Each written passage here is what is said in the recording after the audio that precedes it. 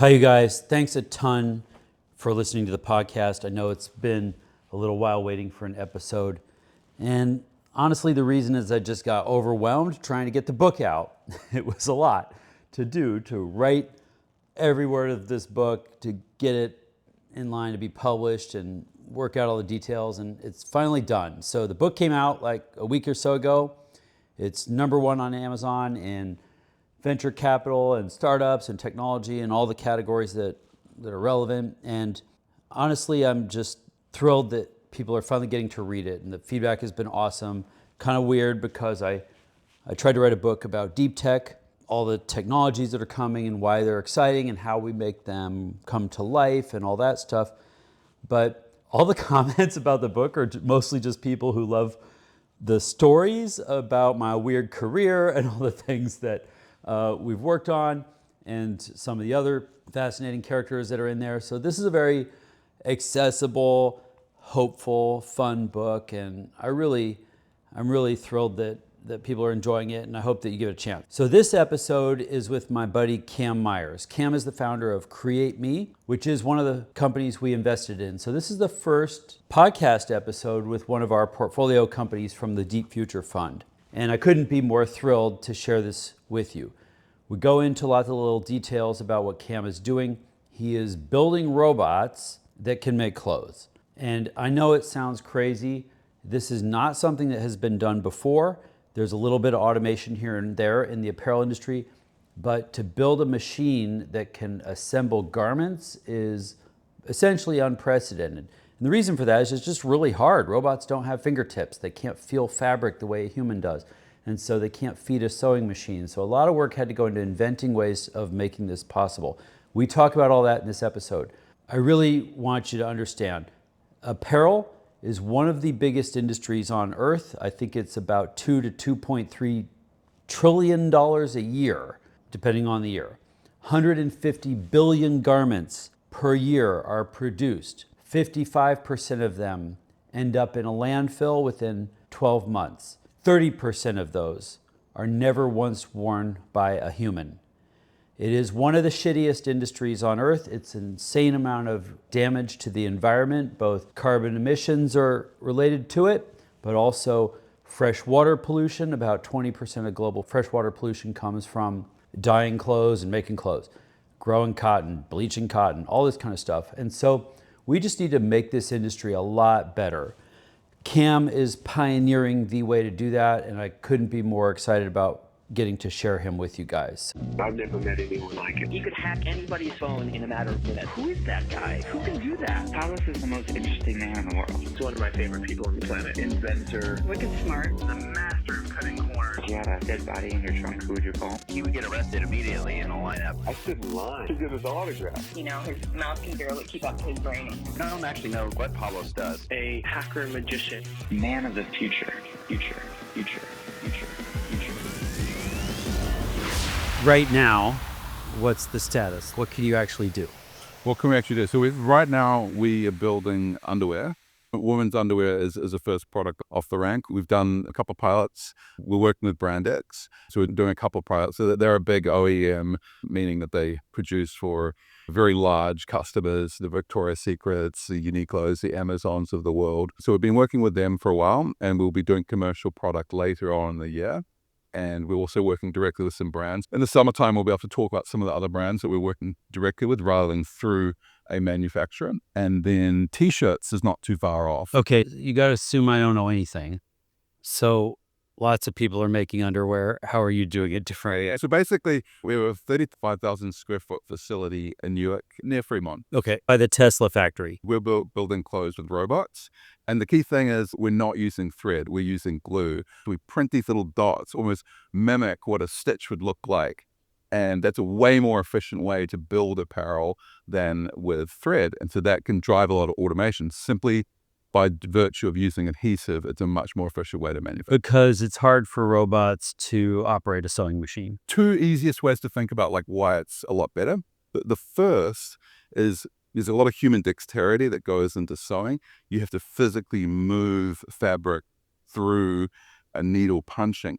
Whereas if you think of anything that gets bonded, You set it up to be bonded and it stays in place. So if you think about like robots and computer vision, edge alignment, you do the alignment and then you set it and you bond. So it doesn't have to be continuously moving. Whereas if you robotic sewing, you have to align it and then you have to continually keep it in alignment while it's moving. That's a way harder problem to solve, and that's frankly why it hasn't been solved. That's reason number one. The second reason why sewing basically sucks to automate is you have to think about access from two sides. And so if anyone's ever looked at a sewing machine, and not everyone has, but there's this little divot which allows the needle to punch through two layers of fabric. Yeah. And so you essentially need access from both sides. With adhesive, one-sided access. So that means it plays nice with conveyor systems, conveyor belts, vacuum systems, 3D drapes or molds, because human body is 3D. And so that's why it's a much better way, really a platform to automate than trying to say, hey, let's put a sewing head on a robot and try and make it happen. So the net effect is that you figured out these more practical ways for robots to be able to assemble apparel. And can we just go back and talk about how much of that has been done before or not done and why? Yeah, a lot of the automation solutions in the apparel industry have always been point solutions. Can I do one thing, for example, on a polo shirt? They call this area where the buttons are a placket. Yep, there's machines that do that. Typically, when robots have tried to do things in sewing, or even when sewing has tried to be more automated, it's come from the principle of a stencil. How do I map it around a specific location? It doesn't play nice. It's automation, but like 1990s factory automation, where you make a jig that does one thing over and over. And I've seen that in factories. The pocket that goes on your jeans has a machine that just does the pocket, and it only can do one kind of pocket. If you want to do a different size pocket, then you have to swap out a tool. All the little point levels of automation has been very much driven often about some kind of stencil product. That doesn't get you very far because apparel is ultimately, for the human body, it's 3D. It's different designs, different sizes, different people. And moving around fabrics. shapes Yeah. that are not two-dimensional. The history of automation in factories has been these kind of single-purpose machines. So we build a machine that does one thing and amortize the cost of it over 1 million units. Yep. And injection molding is like that. And the machine we just described for pockets is like that. But there's a big difference between that and what I call like general purpose robotics, which are machines that never have to make the same thing twice. Exactly. And so good examples of that are like laser cutters, water jets, CNC machines of different descriptions. 3D printers are the ultimate example of that. And so what you guys are doing is developing more like general purpose robotics that can make all kinds of apparel on the same machine. Yes, I would describe what we do as it's general purpose, but with this distinct prism or focus around deformable. So we want to be like an expert in how to handle things that don't have structure. And I think those analogies you used of other industrial processes and industries and how you get flexibility. Yeah.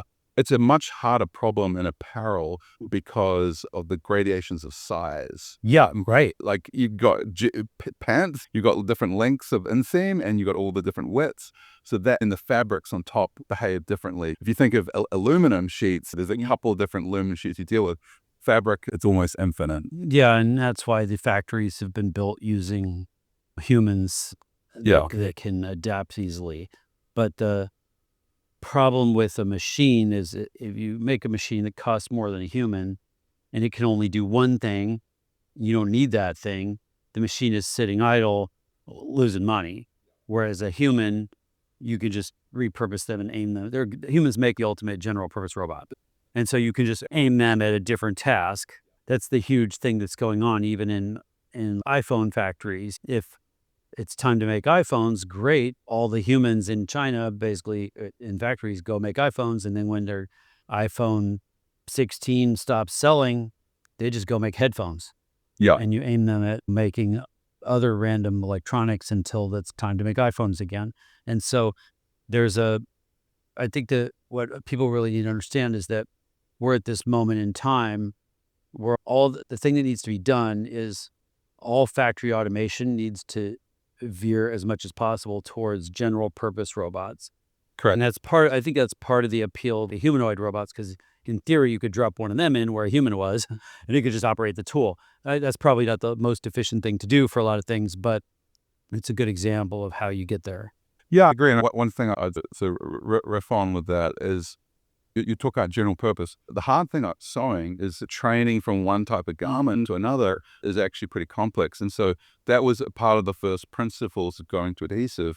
That days to train goes down to 1 to 3 days. And so that's important from a training perspective, and that flexibility in terms of the labor pool you can tap into. So you're not having, because the hard thing about sewing is it actually requires some learning. People outside the apparel industry might think it's minimum wage, but it's not. It's probably sits in the $28 to $35 an hour range. It's actually a skill. It's a skill, right? Yeah, exactly. And so you have to ease and move fabric, whereas with adhesive, you line it up and you stamp it, so you don't have that kind of movement or that easing. So it actually makes that what you're talking about, moving from different types of garments, much simpler. And I think there's another important point about the training, which is that with a human, you have to train every one of them individually on every task.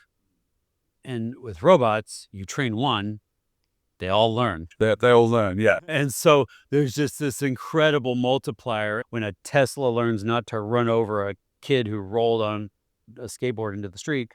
All the Teslas learn overnight. And they don't get tired.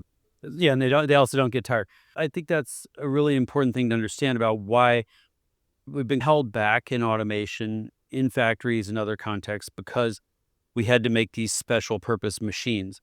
And a big reason we had to do that is the machines we made did not have vision.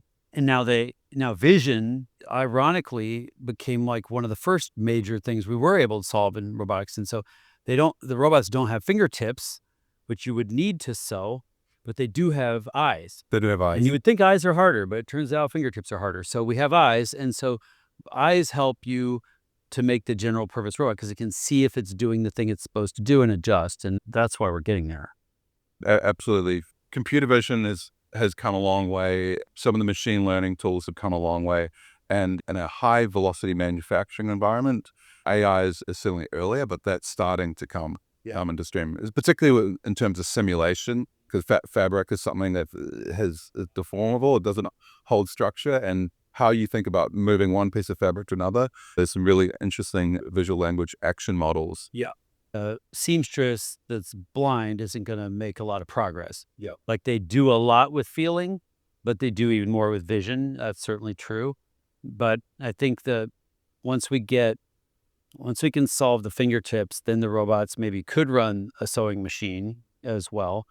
But we're definitely in a window of time where you're on the right track. Okay, so you can make underwear. Lots of people do wear underwear, so there's a market there. You're working on t-shirt. What's the status of that? Yeah. And one thing, to connect the dots, there's a reason why we picked underwear, which I think is worth sharing. Because underwear is a product that the market really knows in terms of being bonded. It's manually done. That's important for people to understand why, of all the products that you pick, why did we start with underwear? It's because the customer wants something that's really soft, natural to the skin. The seam gets in the way. Seam gets in the way, yeah. It's a liability. And so then with t-shirts, we're about 65% developed, and that the tooling for that will be finished at the end of this year.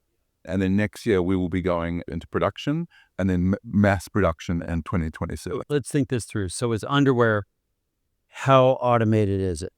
It's pretty automated. I mean, I kind of use the metaphor of almost Jetson style. So you can literally press a button directly from the CAD file. This is, lean Toyota style manufacturing. For some of the principles from automotive, it's a single piece flow on a conveyor system. We design a system to build as much of the garment as possible in 2D, and then the final finishing steps happen in 3D. So what comes out the end is a completely built pair of underwear. We will soon be adding some tooling to actually do the content and care and brand labeling. So it'll be completely end to end without human hand and intervention as a finished product. Whereas t-shirts, there will be some operators to start with. It will be running at orders of magnitude faster than what a conventional sewing output would be. it'll be running at about 220 units per hour in mass production, and it'll require 14 people to run that. Now, it would be orders of magnitude more for an equivalent sewing output, and that's the first release. 14 people can't make 220 t-shirts an hour in a normal factory. The numbers I've seen is it's about 5-6 times the amount of people that you'd need to have in terms of the square footage, and probably more in terms of. Let's talk about this real quick. What are these 14 people doing? These 14 people are technicians. So in a t-shirt line, the simplest steps of the assembly, the design is to build as much of the garment as possible in 2D. That means we're building the shoulder seams and the side seams on a 2D plane, also cutting out the sleeves of the t-shirts. The sleeves of t-shirts will have adhesive already applied to them, and then it moves to some stations. And so that's where the people will be lined to do the neckband, the sleeve to the body attach, and then the bottom hem. Oh, okay. They still do that. And so that's release number 1 in 2027. By 2030, that 14 people will go down to 2. So there's going to be a release every year. These stations that would be doing the neckband attach, the sleeve attach, which is a semi-automated, semi-manual, that will be what we call a digital handshake. Those stations will move one-to-one without human intervention. We do that decidedly when we begin, because we want to get feedback from the market on the sort of micro variations that you'd have on a t-shirt. Okay, maybe we want to do more of a polo style with a soft collar, or a thicker neckband, or a V-neck, or a pocket on the square. So you want to have that before it gets fully locked. You want to get more market signals on some of that kind of more final. So because there's some of these areas where making it general purpose is not real practical. You need to know what the bounds are of what you need to make. Yeah, I think you want to know what the bounds are. My understanding is that the United States buys 4.6 billion t-shirts a year. That is the number I've heard, yeah. It's a lot. We have less than 400 million people, so do some arithmetic. I don't know why that is. I blame sports ball, but it's a lot. And so if you think about how those t-shirts are made now, I've dug into this a little bit, and the way it looks to me is you grow cotton somewhere in the world, usually maybe even the U.S. And a lot, actually, here. Yeah, maybe in the U.S. There's a boomerang cycle of making it here, shipping it over, then. Yeah, you bake a cotton, you grow the cotton, then you ship it to some other country. It has to be beaten down and bleached because cotton isn't actually white. Then it gets shipped somewhere else to be spun into yarn. Then it gets shipped somewhere else to be knit or woven into fabrics. So for a t-shirt, it's knit on a machine into a fabric. Then it gets shipped to some country with cheap skilled labor. Was China, and now it's Vietnam or Bangladesh or whatever. They cut it and sew it into t-shirts. Then we ship it back to the U.S., and that's where it gets screen printing, team building exercise 1999 or Chicago Bears or whatever. And then people wear it like 3 times and throw it in the bottom of their closet, and the whole thing. Never to be seen again. It costs $4 to do all of that. And then somebody's making $20 selling it with a logo on it. And so it's just like staggering, crazy amount of supply chain complexity, global logistics. Everybody in that stack is just pushing the guy below him to cut costs. If we reimagine what that stack looks like now that you exist, the labor doesn't have to be in halfway around the world from the customer. So you could imagine cotton being grown in the South, somewhere in the U.S. I don't know if this still exists, but it could be processed and turned into fabric. I know there's no mills in Central America. Yeah, we used to have a bunch. Now they're like mostly gone. I know some in the U.S. So a mill could make it into fabric. You guys could have your factory line in the back of an Amazon fulfillment center where as soon as somebody clicks buy now, a t-shirt gets made, gets in, like you just print my address on it and it comes. So there's a kind of efficiency that's well beyond just that you reduce labor. Yeah. Efficiency is you collapse that entire supply chain into something more 100%. I call it moving from a low-cost supply chain to a de-risked supply chain. And there's fundamentally much better numbers with a de-risked supply chain, because depending on who you talk to, you're talking about a 35% or a 65% sell-through, meaning 35% is either discounted or liquidated. You're going to have a much bigger impact financially and obviously sustainably if you can be inching that up to 70, 75 versus messing around with a few percentage points on that unit cost. The numbers I've heard are that 30% of the clothes made in the world are never once worn by a human. Yep, that's accurate. And it's as if you drove a third of the cars we made straight from a factory to a landfill. Yep. Without even stopping at 7-Eleven on the way. Like, it's that bad. And then 55% of the clothes end up in a landfill within 12 months or less. So there's a delta there of, I guess, 25% of these things that get worn once or twice or for a year max, and then they end up in a landfill or something. And then, and the other thing, like even that supply chain I described, think about the cotton growers grow it. They've got some distributor who buys that up, sends it out to different countries to be turned into yarn. Each of them is probably selling into some other distributor that warehouses the yarn and sells it to mills around the world. The mills buy that yarn. They don't buy cotton, they buy yarn. So now there's a warehouse step in there. There's a shipping and logistics step in there. There's some distributor taking his cut. And then the mill gets it. They make a fabric. The fabric definitely goes to some distributor who's going to warehouse it, sell it to factories around the world.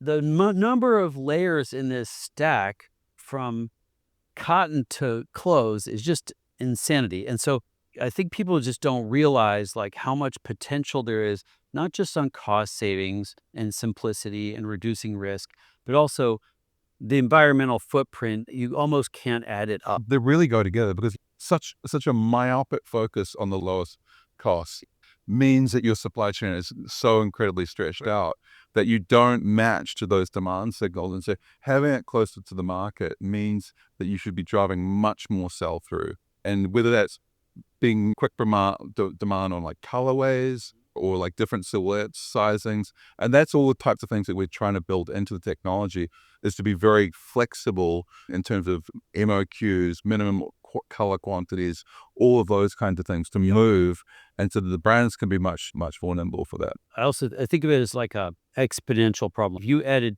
2 cents to the cost of the cotton for a t-shirt, by the time that got to the customer, that 2 cents would be dollars. Sure.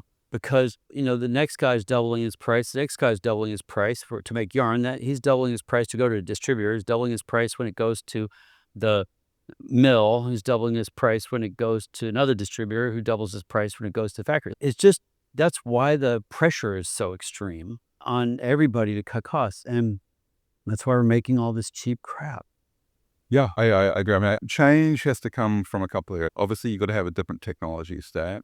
I think also talk to a number of brands where they have thought quite intently about this, is that the incentive structures in the brands have to change. Because typically the finance teams understand inventory. Sure. They understand the cost of holding the inventory, but that's not where the buyers and the merchandisers are. They're incentivized on the lowest possible unit price, which is driven off buying as much as possible, irrespective of whether they're going to be able to sell it through. So I know that some very large companies are working that out to how and shift that. And I think disruption plays a big role. Some of the fast fashion companies from overseas, that's something that they have really figured out, is doing much smaller batches of product. Still doing a lot of variety, but much smaller batches of products. Yeah. And they are seeing a lot better sell-through. Yeah, because some of these folks like Shein, they make one, it goes on Instagram. If they get orders, they make them and ship them. Horrible as a lot of this fast fashion stuff is, that's better because they're not making it for a warehouse that goes to a landfill. They're making it for a customer that wants it. Yeah, and look, I think Shein is fundamentally misunderstood. Obviously, there's plenty of cases that you could make about the air freighting and parts of their supply chain, but I think it's worth understanding one of the reasons they're incredibly efficient and profitable is they have a 90 to 95% sell-through. And I've seen some articles saying if you look at what the carbon footprint is from the air freight, it's all polyester. It's a lot worse, that carbon footprint, if 35% is ending up in a land. Yeah, that's right. They're the 25% that gets thrown out within a year, but they're not the 30% that never gets worn, something like that. So it's a really big deal, I think, when you can collapse the supply chain, you can produce closer to the customer, produce on demand, not make something until you know there's a buyer for it. TJ Maxx goes out of business. whatever it takes. No offense, TJ Maxx, I'm sure you'll find something useful to do when you go to business. If you think about where this goes, my simplistic view is that underwear is a good place to start. T-shirts are the highest volume thing probably ever. So that's an important one to go after next. But if you look around on the street, there's probably like 20 body styles that people actually wear. Sure. You got your leggings, you got your tank tops, t-shirt. Tank top is a subset of t-shirt, so you kind of get that one for free. You got hoodies, you got polos, you got 20 things that basically map to 90% of what people are wearing. Sure. Those cores can cover. They covers a lot. And so maybe not never, but in this lifetime, maybe you don't get to the hard pieces made of leather, suits or something, but you get most of what people are wearing over, I don't know, the next 5 or 10 years as you guys advance your automation, you get to where you can do almost everything. Yeah. And also, it probably opens up the design space a lot. Like the kinds of things you could make right now are a little bit constrained by the labor involved and by the production techniques and the machines that the factories have. Yeah, there's a lot. And I'll share one other kind of garment platform that's interesting. We actually got a lot of interest from the outerwear industry. Okay, sure. That's interested in what you would call kind of fabric conversions, how you deal with your waterproof layer, your breathable layer, and you have down. And that's a very labor-intensive way to build. And also, it's very messy from a disassembly point of view. Yeah. And that's an example of ways that we can do things where it looks very minimalist. If you got those puffer jackets with all that thread in there, maybe that doesn't look as nice. And there's other kind of things that you can do when you start laminating and layering fabric. So we've done some work with some of the sort of French fashion houses that are really interested. And we call it almost like spot welding. So you can layer certain fabric in a way that you would never be able to do with thread. Again, also with irregular angles. That's obviously something that's very hard to sew around, Right. but you can spot weld that together. So there's cool things, to your point, that it's a different paradigm. One of the things I noticed with all the outerwear brands is that they have this like cycle where every year or two, they change the pattern of the quilting on the puffer jacket. A couple years ago, it was like hexagons, and before that, it was like wavy lines, and it was like all these different things. And I guess you guys would enable a whole panoply of new quilting patterns. Basically, whatever they want, we can do it. It really feels like you're wearing last year's puffer when you have the wrong quilting pattern. Even though it makes no difference at all. So we've seen bonding in outerwear. It's the waterproof seams and stuff. So like, why is bonding not used this way already? So basically, bonding is used quite a lot in apparel, but it's used in like very specific ways. So it's really two ways principally. One is a laminate. So if you had a breathable layer and a mid-layer jacket, and then you want a waterproof layer, and you got to sandwich those together. That's one way. The other way is seam tape, and it'll be pretty noticeable in a garment. Nike, Adidas, Lululemon, these types of brands use it a lot. And for zippers. Yeah, for zippers, but also it can be the internal construction. And you'll feel it because it sits up higher. It is literally a tape. It's a fabric with adhesive on the other side. There are significant limitations. It's not as durable. It's not a thermoset adhesive, meaning if it gets heated up again, if you really heated it, could come apart. And so the strength and durability profile is not as strong as thread. That is a big one. The other one is it uses quite a high curing temperature to bond. And so it doesn't play nice with natural fibers. It's used as synthetic fibers. So that kind of limits what you can use. And then from a feel perspective, it is a tape and it feels like a tape. So it looks like you might have kind of epaulets or something on your shoulders. Because it puckers up. And you get like a bacon effect because it'll shrink faster than the rest of the garment around if you overdo it and it dry up. What we're doing is quite But it doesn't stretch. It doesn't. Yeah, that's the point. Because it's as taut as a fabric that the adhesive is attached. Okay.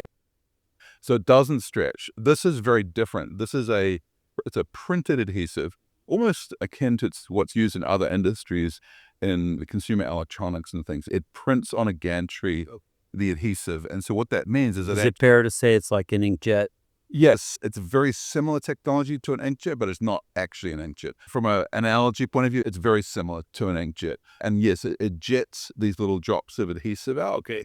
And so if you think like a stitch, it's like going boom, and there's gaps in between. It's the same thing, little dots being put down. They're small.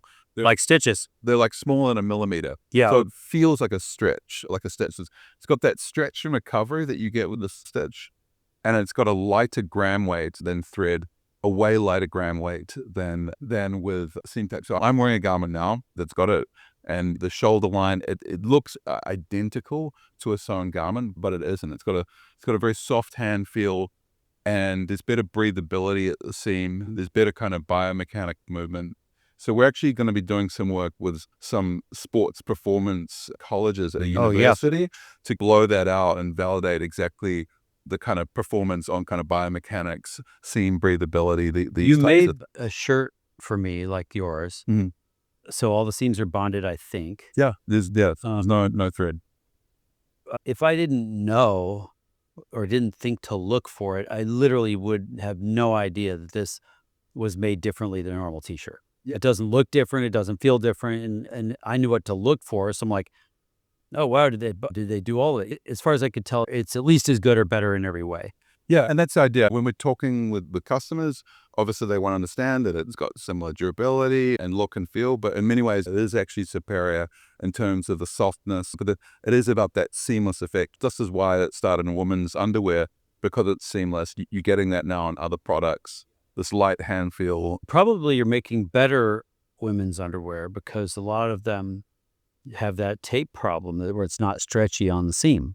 Yeah, you do have that. And also, if you're manly trying to do this, it's a very messy process. Yeah. So there's a lot of standardization that goes into it in terms of the quality as well. Yeah, super cool. And just going back to your point about like how it looks, you can actually play around with kind of cool things. So if someone really wants it to look like a stitch, we can adjust the bleed through so that it can actually look like a stitch swire. So there's all kinds of cool. For print stitches. Yeah. So it's almost like making it look like a stitch if you want to. And there's other things you can do. People that know a little bit about apparel know that you can make a seam that doesn't have a lot of stretch, which would be like the bottom hem on your shirt. Sure. Whereas here, you have a lot of stretch, which you got to be able to put over your head. So you can play around with. You can dial that in. You can dial that in. So you can have the little dots further apart in a different geometry. So it's a lot of flex in the platform. You said that the bonded seams don't work very well on natural fibers. Seam tape. Seam tape doesn't. So what have you guys done to fix that? That's one of the benefits of the platform. It's got a bonding temperature between 50 and 70 Celsius. So it can work. We've worked on, obviously, if this is an organic cotton. It could be working on cashmere, silk, like really delicate fibers, lamb's leather, things like that as well. So we've done some work with some of the fashion houses that are interested in not in kind of this big scale play, which is what our core business is about, but doing that exploration. Hey, what could be relevant for my audience? Wow. And then the other one, I guess, is that it's stronger than the tape. It's stronger than the tape. Yeah. So is it stronger than sewn seams?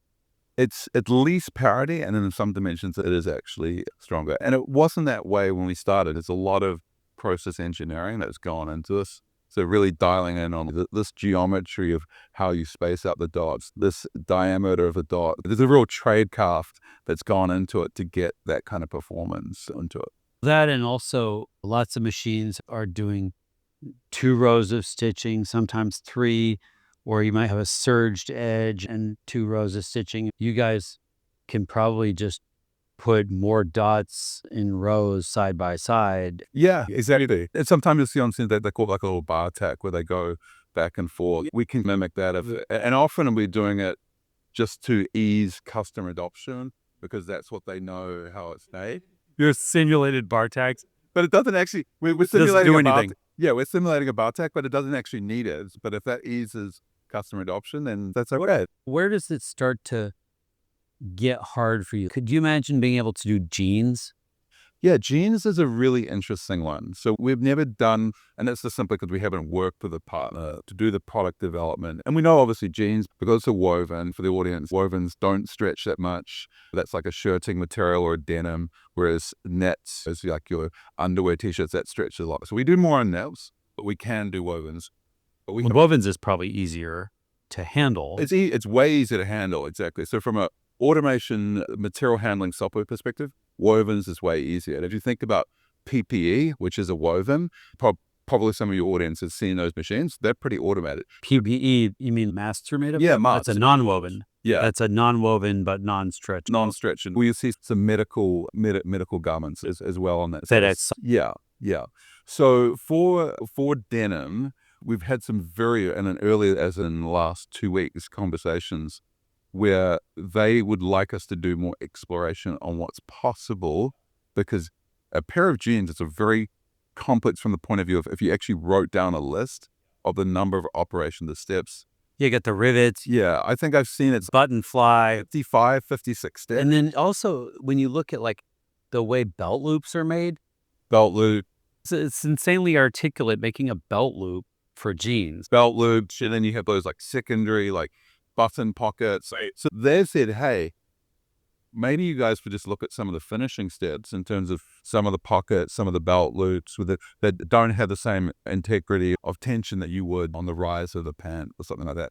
So it's not to say that we couldn't do it. It's just a question of customers and where we're focusing. But so then just going back to what this really means, you've got a factory now that probably takes up 1/10 of the space or something of a equivalent factory for its output. Yeah. It's, I don't know what the labor reduction is, maybe around 1/10 or something as well, as far as how many people. Yeah, to give you some stats, one of our lines is about 1,200 square feet, and that will have an industrial output of 1 million units per year on a 5-day free shift. And the numbers that I've heard is to have that equivalent output, you would need about 5 to 6 times the amount of square footage. Okay. So 1,200 times 5, 6. Yeah. So 6,000 or 7,000 square feet and a lot more people. A lot more people. And so there's a significant improvement there. It sounds like you're able to make at least as high quality of garments, maybe in some cases more so. Are you able to compete on price? Yeah, obviously everything in apparel is so much driven by what are the material input costs. So yeah, if you're using some bespoke cotton that comes from one bush in a certain mountain range that's picked by hand, that's very different from... I saw a bit monks who... Yeah. So never used a PlayStation. Yeah, exactly. So that obviously is always going to be an input, but we're sitting at around $6 for a t-shirt, the landed price in the distribution center. And that's a good price for a lot of brands as a comparison to Asia. And somewhere around the $2 price for underwear. It's also competitive with Asia. Again, fabric, if it's more premium fabric, it might be closer to $3. But the fabric cost is equivalent one way or another. Exactly. We want to be in the zip code of that. You need to be in this industry. It's a competitive industry. But we really are trying to flex on these other benefits in terms of de-risking their supply chain so that they're making the right orders for the right customer. So we feel very good from an economics point of view and can be very competitive to do things like 100 minimum water quantity, 100 minimum color quantity. And then I think probably another thing that we haven't talked about as much is ours is all digitally driven tools. What I mean by that, classic factory. A fax machine. One jig for one size, one jig for extra small. Us, we're completely agnostic. So that the end of arm tools that are picking things up. Yeah. It could be a double extra small. We could ultimately tool it to be really micro sizes or kid sizes or half sizes or custom sizes. So that lets them play around a lot with their merchandising. One of the classic strategies that a lot of the brands are really interested in is burn what they call the tails, meaning those fringe sizes, because the mediums and the larges are the easiest to forecast. Yep. How many double or triple extra larges or double extra smalls you need, much harder to do. So burn that inventory down for those fringe sizes, and then we can quick react. So it's these like very intricate use cases which make the difference between a low net profit margin and a much, much higher net profit margin. Yeah. And that's where we want to operate. Yeah, super cool. So your customer right now is producers like Brandix, also brands? Yeah. So the manufacturer I can share today that we're working with is Brandix, also another very large nearshore manufacturer called World Textile Sourcing Inc., which is based in Peru. They're one of the largest in Latin America. And then, we are working with brands. And what's really interesting about this proposition is the complexity of operating and managing these machines is much simpler than sewing, but the kind of operational overhead. And so, although not many brands, there are some brands that have manufacturing capacity in America, but not many, but a much larger number have distribution centers that already support embellishment. So they're doing embellishment, quick turn for different audiences. A lot are, frankly, in North Carolina. So the idea is you could be putting one of these systems, factory in a box, and it's the same labor pool that you'd be doing for search and retrieval in a warehouse, which is a totally different concept. We're trying to train and operate a sewing machine. So that is a paradigm shift. And so these people, instead of going down an aisle in a warehouse looking for a blue medium t-shirt, they just go pick it up off the machine. Exactly. Yeah. So anyone that is running an embellishment or a nearshore printing operation could plug the exact same labor pool in. You're putting something on a platen, like on a plate to be printed, same kind of operation, putting it on a place to be assembled or taking it off from being assembled. So you might still have some people, but they're not trained seamstresses, they're warehouse people. So you open up a whole way bigger pool of people that could do it. Yeah. Yeah, anybody working at an Amazon fulfillment center maybe or something. And for the manufacturers that's what they're good at, is operating. That's the light switch as much as the automation. Because I've talked to a couple of big OEMs, top 10 OEMs, and they're like, we've looked at business cases. How do we open and find 800 sewing operators in El Paso, Texas? It just ain't possible. And they're having the same problem, not from a wage pressure, but from a skills gap. They're having pressure also in Asia because these audiences are getting older and older. Now, I've seen stats in America. You mean the labor pool? The labor pool is getting out. They're aging out. There's not new seamstresses being made. Yeah. I think I've seen some stats in America that the average age of sewing talent pools is in the mid-50s. If we kill Social Security, then they'll be able to keep working. Maybe then.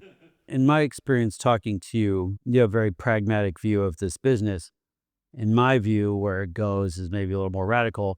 I think we get where this goes is we get to a point where you wait for someone to click buy now. Your machine kicks in. Yeah.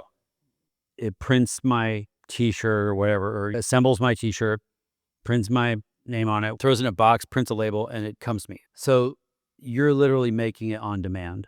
And that to me seems like where this has to logically end up. What do you think about that? What am I missing? No, I think that is absolutely a very important pillar of the business model. And we've just started recently talking to more of the embellishment decorator audiences who do plug into some of that. And for them, that they would like to control more of their process. They are very business minded in terms of testing and learning, and they are making big CapEx expenses in these very automated printing solutions. So the idea of connecting an automated assembly model with an automated print, it's a no-brainer. Yeah, it's surprising to me you haven't already put printing in line with the machine. You have an advantage because you could print before you sew, which would actually make it way better than right now. You can only print squares on the front of a t-shirt because it's done after. Watch this space. Because Okay, all right. that is definitely on the cut. And everyone we talk to is smart enough to see that potential because we're very unique. I can say this in the space of bringing roll-to-roll manufacturing methods. And obviously the most efficient form of printing is a fabric roll printer. So you can see the kind of potential for connection there. The t-shirt I'm wearing is one of our products. Yeah. But this is the underwear product. This is going to be going out to market. Oh, wow. Great. So you have a liner. Is the machine putting the liner in? The machine is putting a liner in. Great. Liner is cotton. And I think this is something I will share, which is kind of interesting for your audience. So underwear is really quote unquote easy product from the point of view of the construction, it's actually going to be the hardest product we build from other perspectives. So the fabric is way flightier. Yeah. So all the computer vision, machine learning algorithms we're developing for edge alignment, it's way harder working with that. It's a very difficult fabric versus a heavier fabric, a heavier gram weight. Interesting. For a t-shirt. The other thing that makes this really hard is there is nowhere to hide. What I mean by that is a t-shirt has hems, so you can hide things, whereas that doesn't. And the angles are all pointy trapezoids. So if you see where it comes together at the crotch, they're pointy angles. So you really only have one point to have it right. The stat that we're working with is about plus or minus 0.3 of a millimeter accuracy. 0.3 millimeter. And that's about what the human eye can pick up if something isn't correct. Whereas and this is the same reason they do it in sewing, you have hems because it can hide little actions. Yeah, this is so cool to see, because when you look at this seam, it is stretchy and it stretches naturally with the fabric. I know I made leggings for years and we had sewn seams, and even the seam made with the serger, it doesn't stretch as well. And you can feel also, if you're not stretching the fabric, because it's very thin fabric, you won't feel the beads unless you pull them. Yeah, if you're really trying, you can see they're way less significant than stitches. Yeah, and there's lots of kind of interesting R&D things that go into this development. So when you see the gusset, that has 4 lines of adhesive that's dispensed, and that's actually to give it dimensional stability for pick and place. So yeah, you can see there's more lines. There's little techniques that we developed for these handling steps, and a lot of the techniques become building blocks for how you step into other garments. So if you think of this product at its most basic on the inside, what are you doing? You're putting a smaller piece of fabric, edge aligning it over a larger piece, so that the algorithm in terms of the robotic motion, the pick and placement with the vacuums, the same template, putting a pocket on a t-shirt. Or actually another example is the way that these hips get folded together. And if you see it in the videos on our website, it almost looks like origami of how it gets folded.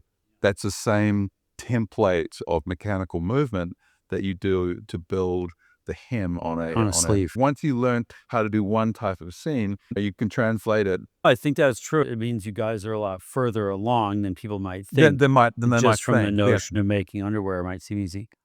Yeah, it's really exciting. Maybe there's one thing I could share on that point. So one thing that myself and my engineering here were really thoughtful about when we started the company from a kind of a technology architecture perspective is what we're doing is like the antithesis of what goes into building an iPhone or a Tesla, where you have 4 or 5 products that you're building to customers. It's not infinite, but it's a lot. That high mix, even if you're saying a t-shirt, there's all these different silhouettes. You go outside t-shirts, you go to leggings, you go to swimwear. So we had to think, okay, like how do we standardize stuff as much as possible? How do we keep building those principles to automotive? And so what we said is, obviously in a automation environment, keeping stuff in a 2D plane is really good. So we tried to create a platform where about 65% of the garment is built without ever taking it off a belt and building it in 2D. So what does that mean is that when we say, okay, we want to go and do a different garment, so now we're doing t-shirts and underwear. Okay, next one, it could be leggings. You're not starting from scratch. You build in this core garment. It still has to be cut. It still has to have adhesive on it, whatever garment is. That's on a common architecture. And then it's a 3D step, because human body is 3D, that would then be unique. So we have a robotic cell that's at the end of the line. It's specific to whichever garment category that we go into. And that was like something that we really set whiteboard. Okay, first principles, how do we set ourselves up? The other thing we've always talked a lot about, the first principles of how we got this. Okay. In terms of taking from consumer electronics. Yeah. With the huge increase of automation industry seen by use of adhesive. Yeah, and I think people don't realize their consumer electronics largely are just glued together. Yeah. And which 30 years ago they weren't. Yeah. Your Nokia phone had a lot of rivets. People think that there's little girls in Chinese factories screwing iPhones together. There's no screws anymore. There's no screws anymore. Yeah. So your Nokia 1999, very different from your iPhone or Samsung 2025. And that was like one of the absolute nucleus of insight when I started the company is I had a lot of friends in Silicon Valley doing automation manufacturing. In fact, the person that introduced us came from Apple, came from Microsoft. So yeah, some of the original inspiration for the company from a technology point of view is I had friends in Silicon Valley who were working automation manufacturing, not obviously in apparel because that doesn't have automation, in consumer electronics, chipsets, and just seeing that curve that's happened over 20, 30 years of how, frankly, printed adhesive laminating has driven just a huge amount of manufacturing automation. That example of your Nokia phone in like 1999, rivets, fasteners, soldering, to what you get with a Samsung Android or an iPhone. It's all printed adhesive that's laminating and putting it together. And so that was one of the things that I really wanted to tap into and apply those principles to what we're doing at CreateMe. That I think has been definitely one of the key kind of insights or unlocks. Yeah, for sure. And it got you really far. Yeah. I think the industry has no idea what's coming. Yeah. I was talking with a very well-regarded manufacturer here in Long Island yesterday, and I can just see it. Like he's doing tailoring and much more complex garments. But if I could automate just like collar attached, but using adhesive to do those steps, almost like a point solution for much more complex garments, like for outerwear, coats and suits. If I could fuse and do steps with this, it's a platform. This is just a better mousetrap for apparel. So yeah, I think you're definitely right. That's super cool. One of the things I remember you telling me about is that the adhesive you've come up with is reversible. So what does that really mean? So we use a couple of adhesives that have been quite new to the market in the last 2 to 3 years. So we use some Bemis, HB Fuller product, Henkel product. But what we realized, not that far into the journey of the company, is, hey, do we have something interesting to say from the point of view of recycling or disassembly? Because it's a different means of assembling a garment with adhesive versus strip. Does that mean something different from a disassembly perspective? And I'd seen some of the insights, again, from consumer electronics, e-waste. They delaminate, they use freezing, because heating doesn't play so nice with lithium batteries. Okay. But still the same principle. Can there be certain properties in adhesive to delaminate? And so we embarked with the University of Warwick in the UK. They have one of the top polymer research labs in Europe to develop a suite of adhesives that essentially bond at one temperature, and then they can delaminate or debond at a temperature above normal wear and care. And so the vision is, end of life of the garment, it can almost be in a large industrial microwave. And you can separate non-like-to-like materials, because from a waste stream perspective, you need to separate your polys from your cottons or hardware, so that, you could zap it in this microwave, separate the zippers from the fabric. And this is a big deal, because if you talk to a lot of the innovative startups that are working in recycling and apparel, most of them are doing what they call post-industrial waste stream, which means basically the scraps from the floor. Now, why is that? Because they know that stream is unadulterated. They're all cotton. It's all cotton. Yeah, there's no zippers or buttons in it. Even if you have a cotton shirt, you have polyester thread. There's no such thing as cotton thread that's used in a sewing machine. It's all polyester thread. And so if you want to recycle cotton, you have to literally go cut the seams out of a shirt before you could recycle it. And that's just too expensive and too labor intensive to do. There's no automation. So recycling of apparel is essentially a farce. It is great what is being done. But if you have a little pie of how big the waste stream for post-industrial versus post-consumer, it's not even night or day. It's like different planets in terms of size. We want to be a party that's at the table to help. So the vision is, I buy a shirt, I wear it. When I'm done, it ends up finding its way to a microwave that just causes the seams to fall apart. Exactly. And so then I'm just left with nothing but pure fabric that could go into a recycling operation. Exactly. And then essentially you have different levels. So you could separate hardware, like the zippers, that kind of thing, from the other fabric. Yeah. You could even recycle zippers. And we will work with, obviously, ecosystem partners to do that downstream side. But we have a unique point of view to start that, because we're building it in our actual production. Yeah, enabling something that's never been done before. That's super cool. Anything else about what you're doing that I didn't think to? You're definitely a futurist. You're thinking of big vision. I would say that we've talked a lot about the kind of mechanical side of what we're doing, the different end effectors, vacuum systems, robotics, obviously. There's a lot that's going on behind the scenes on the software side. I know we talked a bit about computer vision, but there's a lot that's happening there. The technology has really moved on in the last couple of years. The net effect is a big part of our stack is the algorithms that support the sub-millimeter precision alignment of fabric, which is essentially a deformable object.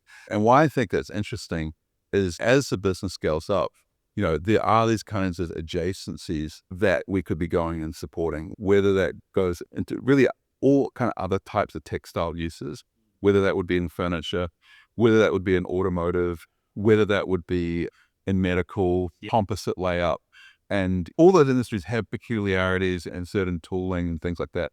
But our skill set is the manipulation and alignment in three-dimensional space of something that doesn't hold its shape. So that's a really unique specialist skill. And I think with what's happening with kind of onshore manufacturing and these critical industries, that's got to be a part of the puzzle, is how you automate soft goods. So I use this expression that with the apparel industry, we're going after the biggest rock on the biggest hill, but there's all these other places where better prowess around soft material handling, and that is fundamentally a software problem, is something that we're building a really strong muscle in, and we're excited to engage with people ultimately in those industries over time. For sure. Composite layup is essentially all manual. And it comes back to that lack of fingertips things. People don't realize a McLaren or a Lamborghini or a spar on a yacht. It's fingertips. Robots can't do them yet. There's a whole different class in composites where we're putting, say, like short carbon fibers, couple inches or something like that, into plastics. So they call it carbon fiber reinforced plastics. Those things you can flow into a mold, and it makes them, I don't know what the actual metrics are, but call it like 80% as good as layup, but a lot easier to manufacture. So if you look at a low-end McLaren, it's the whole, they call it a tub, is made that way. Yeah. On a high-end McLaren, the whole thing is laid up by fingertips. And it's an art, because how you run those fibers is going to give a different structural That's integrity right. depending on how you... Yeah, and so these are just like random fibers, and there's like compression molds where you basically take a hairball of 2 or 3 inch fibers and some resin, and you put it in a 50,000 pound press or something, and it'll flow under pressure, and you get most of the value and most of the strength of composite layup, but not 100%. And so there's a world where I think being able to do what you're doing with composite layup, some combination of those things, the origami, being able to go fill a mold with a fabric, have a robot put it in someday. Yeah. Maybe something to just keep an eye out for these other industries where you guys could be the ones who could help automate manufacturing in these other, especially textile heavy operations. Yeah, and there's a lot of big industries out there that may not be on people's radars, that are large industries that use deformable textile objects. There's a lot of industries where, as the folks come on onshoring and these kind of critical industries, we need more infrastructure. We need more technical infrastructure to support these kinds of manufacturing. This guy I know made this consumer electronics product. It was kind of like a Alexa device, but it was called a Chumby. Just a little computer you put by your bed. It could set alarms and you could chat with it and stuff. And it was a cool thing. But the point is, he designed it so that the whole back end of it was like a beanbag. It's like soft. The idea was to make it a little less of an affront, right, to put just a chunk of plastic, make it a little more friendly, so people could have a little more of a personal relationship with these electronics. Anyway, the point is, guy went to China to work in the factory to get it all dialed in. And it turns out it's really hard to marry soft stuff to electronics. He found this crusty old guy, like a Mr. Miyagi type guy. Okay, yeah. Who was the expert. you could give him any shape and he would figure out exactly how to make it out of the fabric that was spec'd. So he doing it mainly for stuffed animals. It turns out like stuffed animals is really non-intuitive, really hard. I'm sure. Yeah. They have electronics inside though. They just, yeah, that's right. They stick a little thing with a cord on it you pull to make it talk. But to get the shapes right, there's no CNC involved. There's no computer. There's no mold. There's nobody knows how to do that except for this one old dude. He's like the expert. And you bring him in whenever you need to make a shape out of fabric. And I think there's some of these artisan type of skills that hardly anybody knows about that exist and could be endangered. Like what happens when that guy gets hit by a bus, or if longevity doesn't pan out the way we're imagining. The whole touring industry. Yeah, the whole stuffed animal industry could be a risk here. So anyway, maybe there's something for you guys to do there. Yeah, it's true. There's a lot of, stuff that's a little under the radar with soft goods. It isn't that automated and it's still massively manual. So companies that are brands should be reaching out to you. Yes, we love talking to brands. Maybe even people who are producers for other brands might still also reach out to you before they go obsolete. Who else? We're always interested in talking to brands. We're always interested in talking to manufacturers. Yeah. We talked a little bit about some adjacent use cases. We're open to hear those. And look, there's people that are interested in this vision of what we're doing about really revitalizing an important industry onshore. Yeah. And I think the problem is really exciting in terms of automation of things that are really hard, soft materials, that are interested in that kind of technology thesis. Love to hear from other investors that are interested in what we're doing. Yeah, investors for you. I'm an investor and I'm so thrilled about that. But yeah, I guess you guys will be raising more money down the road. And then what about for talent? People working on robotics is probably like a much more fun thing to do than a lot of the other dumb stuff. Yeah. So absolutely. I think for my engineering team, for engineers that are inspired by the kind of the problem, this is one of the most exciting problems in robotics, soft robotics. How do you pick up things that don't have structure? It's not like picking up sheet metal. We've had some really amazing divergent talent. It's a tiny universe of people that have intersected some level of apparel automation, maybe from some of the large, footwear, athletics brands to what we're doing. So we love to hear from people. It doesn't have to be from someone that's directly done what we're doing, but if you've got a very thoughtful mind, and particularly with people in grasping mechatronics, roboticists, software roboticists, those areas we're hiring for. Cool. We can wrap this up. Any questions for me? You've been a great support of the company.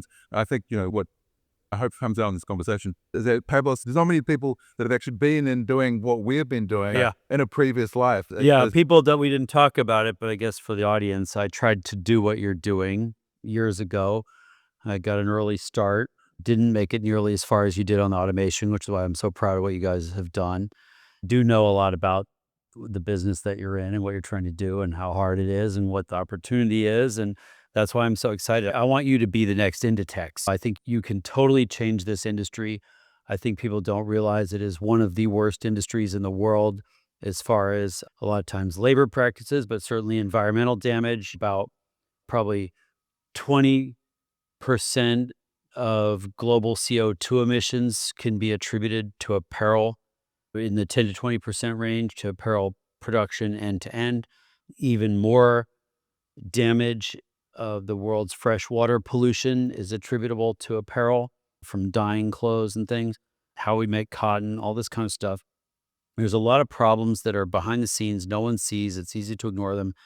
It's an industry that doesn't innovate very well because it's so stratified. Everybody is only responsible for their layer. And every time you have a new layer, the interface is just cost. And so the API is price. There's one variable in the function, it's price. And all the other variables of labor practices and damage and everything else are lost at each layer. And so nobody's in a position to make the changes that we would like to see. And so by collapsing that supply chain, by simplifying it, de-risking it, reducing the complexity, you get to a point where you really could start to improve on a lot of these things. I often think that you don't even appreciate how big of a deal this is when I talk to you, because a lot of these problems that are being solved are like ancillary. You solve them for free just by by doing automation the way you're doing it. In my mind, this is one of the most important companies in the world because you're leading the way to overhaul an entire industry. And you are doing a great job of working with these partners who are in the industry and giving them a chance to come along with you. If it was me, I'm not even convinced they're worth bringing along all the time. Some of these people are doing things that we don't need them doing anymore.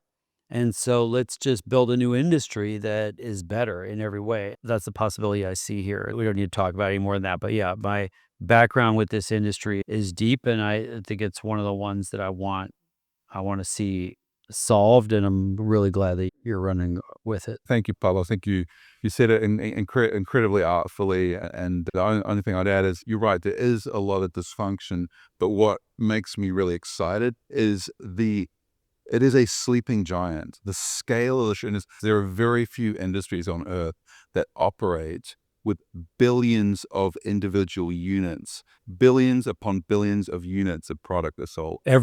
Every human on earth is a customer. Every human on earth. So if you drive change in the industry, having a systemic impact. It's about $2 trillion industry.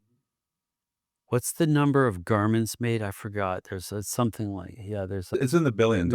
Certainly I know t-shirts that alone. even some of the large OEMs, a single company that's producing for multiple brands is doing 500 million, 750 million of units. Look, yeah, I guess we beat people over the head about this, but it's a staggering scale industry. And I think especially Americans, all they see is the shiny Lululemon store. They don't see what's behind it.